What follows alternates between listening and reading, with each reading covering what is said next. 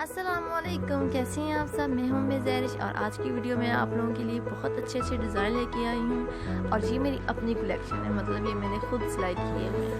तो ये जो पीछे निक्कर शर्ट थी और ये आगे कुर्ते आ रहे हैं जी। देखिए इसके नीचे मैंने ब्लैक शलवार थी और इसके नीचे वाइट ट्राउज़र मैंने सिलाई किया था। बहुत ही अच्छी लुक आ रही थी इसकी। और इसके नीचे इसी कलर के ब्राउन मैंने शलवार सिलाई की थी। ये देखिए बहुत ही अच्छे डिज़ाइन है। ये ब्लैक कलर का कपड़ा इस्तेमाल किया, उसमें डिज़ाइनिंग की गई है, बहुत ही आसान है। और ये देखिए ये मैंने ब्लैक कलर का धागा इस्तेमाल किया है और ये निक्कर शर्ट बनाई गई, लॉन्ग स्टॉप है। इस पर बहुत ही आसान तरीके से बनाया गया है। अगर किसी बहन को समझ नहीं आ रही तो आप कमेंट में पूछ सकती हैं, स्क्रीनशॉट लेके मैं उसका आपको ट्यूटोरियल बता दूँगी। और ये देखें इसकी फाइनल लुक, पहना हुआ बहुत ही अच्छा लगता है।